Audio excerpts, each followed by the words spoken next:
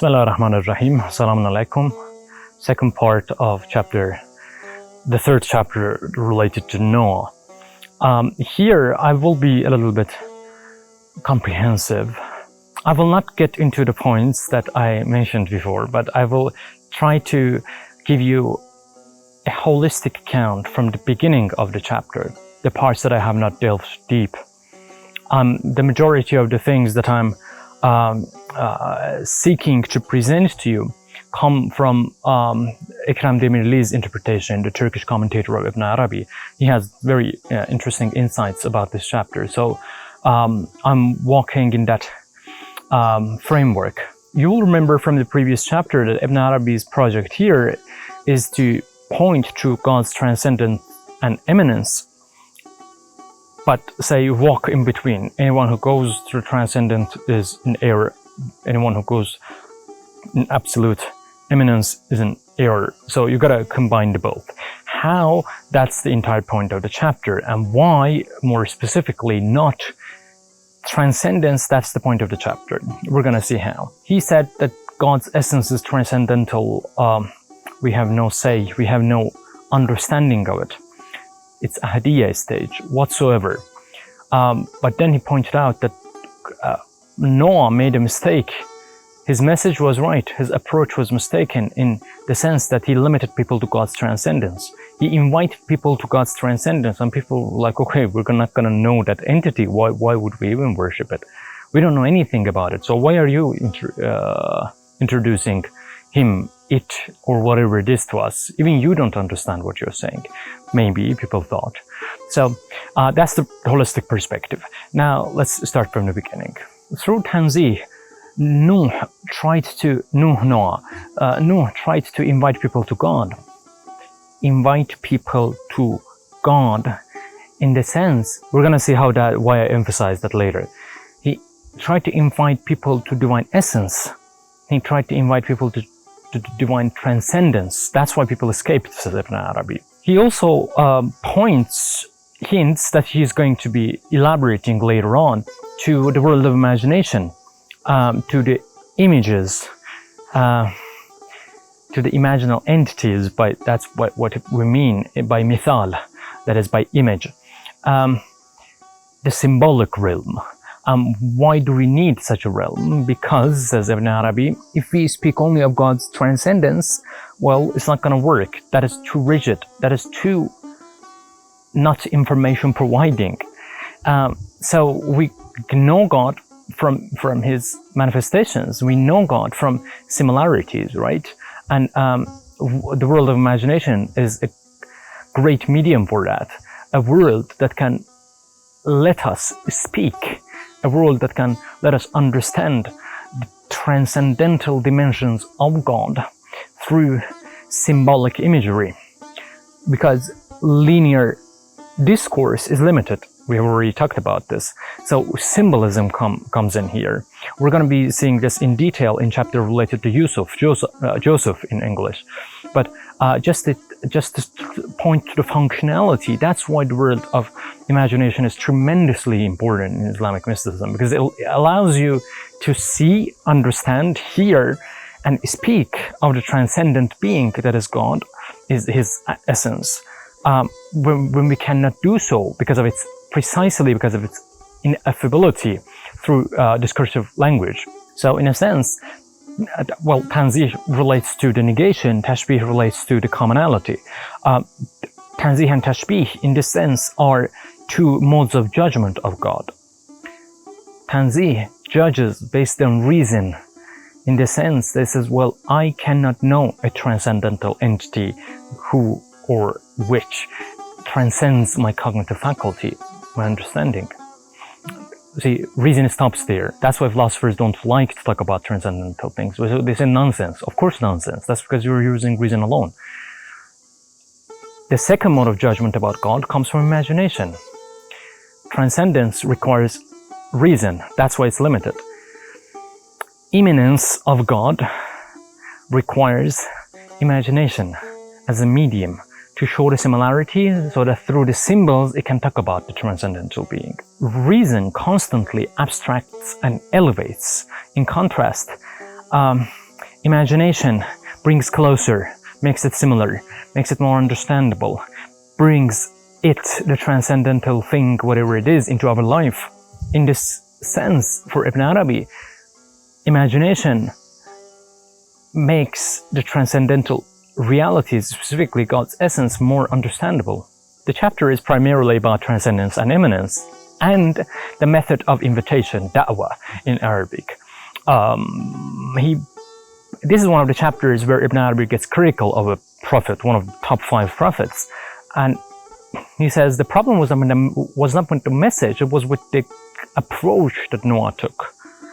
A radical transcendence. That was what was wrong with his invitation. That's why people didn't listen to him. Reason by nature categorizes things into similar things, into familiar things, so that it can conceptualize them.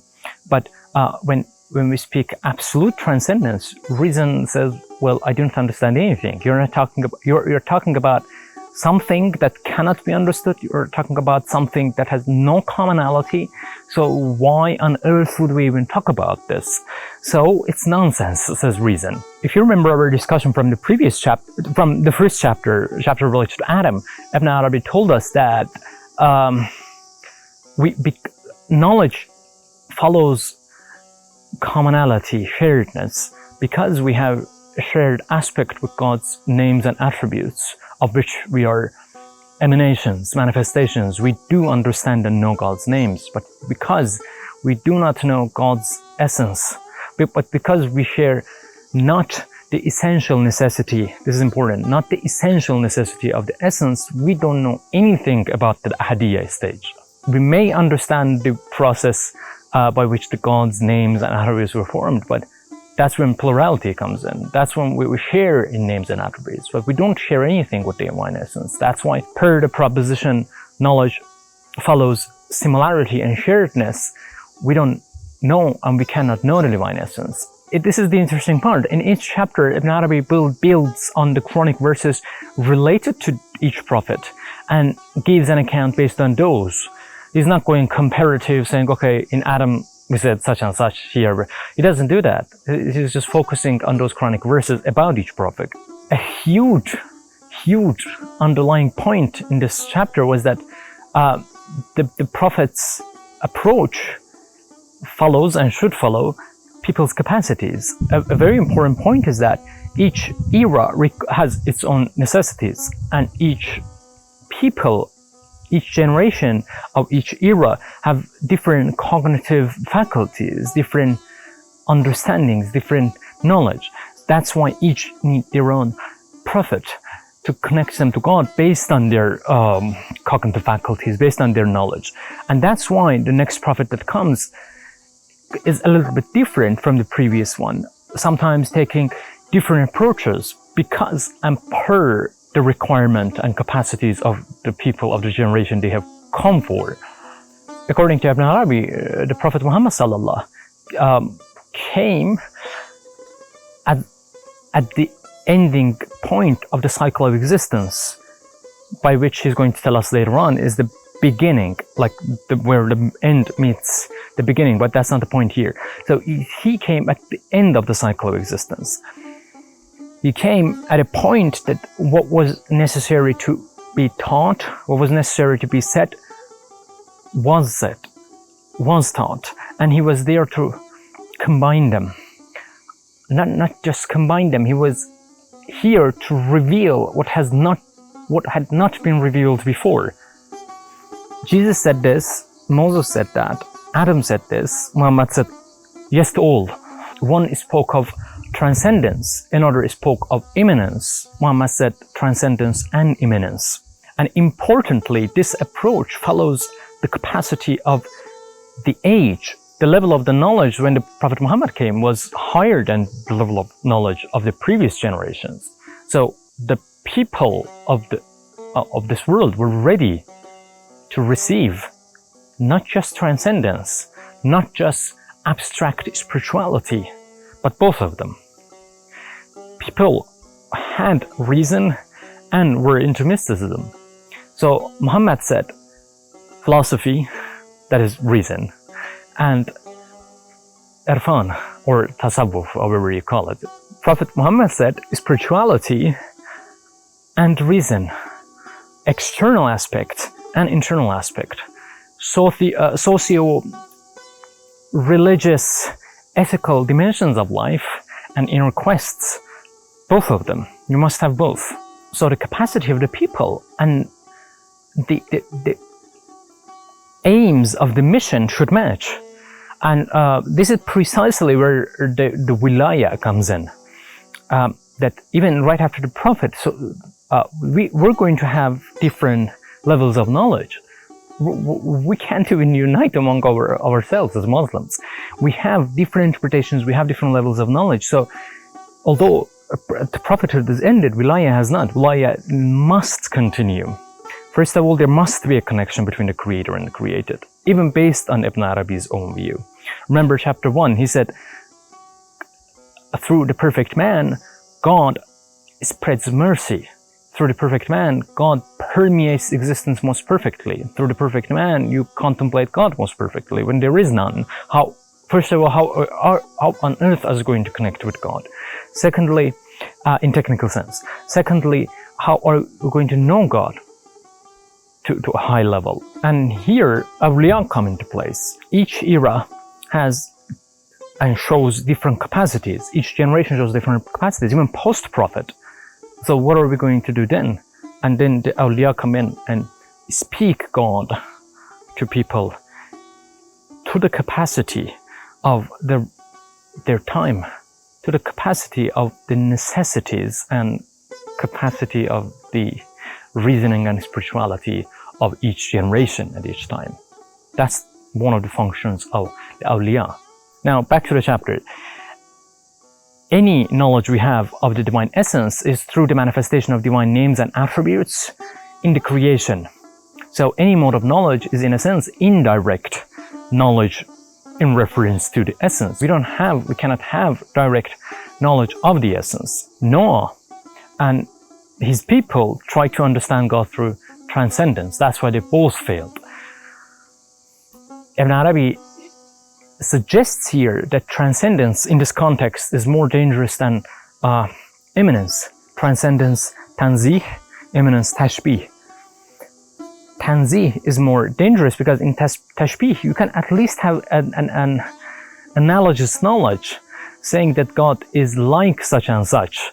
You're not exhausting God, but at least you have a form of knowledge. But in transcendence, in radical transcendence alone, you're pretending to know about that reality, but you're marking the knowledge even more and more and more and most distant from what we can understand. It literally closes the gates of knowledge towards that reality.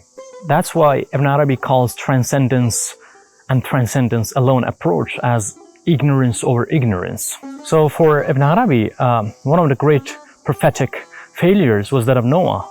It was his approach. It's not just the knowledge that he had. It's not the good personality that he had. It was like his mission is and should be judged, says Ibn Arabi, based on the outcome as well. Look at the people. Ibn Arabi suggests that Noah's people were not ready for that talk. They were not intellectually and spiritually ready to talk about transcendence, radical transcendence. That's why they didn't accept it. Next, Ibn Arabi brings the beautiful point about bewilderment, hayra in Arabic. He says, hayra is a mode of true knowledge. That bewilderment is a mode of true knowledge. Ibn Arabi sees the ultimate aim of transcendence, tanzih, reaching bewilderment, not clarity. Every step in the journey of divine knowledge that one takes, it makes the seeker more and more bewildered.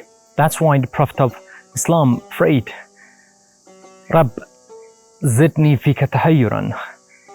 God, increase my bewilderment in you. And this is the highest mode of knowledge, knowing that you do not know. Reaching that bewilderment, reaching that awe. So according to Ibn Arabi, the ultimate goal of tanzih is not intellectual clarity or conceptual demarcation, but getting bewildered and surrendering in the face of a reality, to be poetic, that you know not. The goal of transcendence is not to reach knowledge, but to reach hayra and falling into silence. So the more you know, the more silent you are. And thus, let us practice that silence now that we reach the end of this chapter.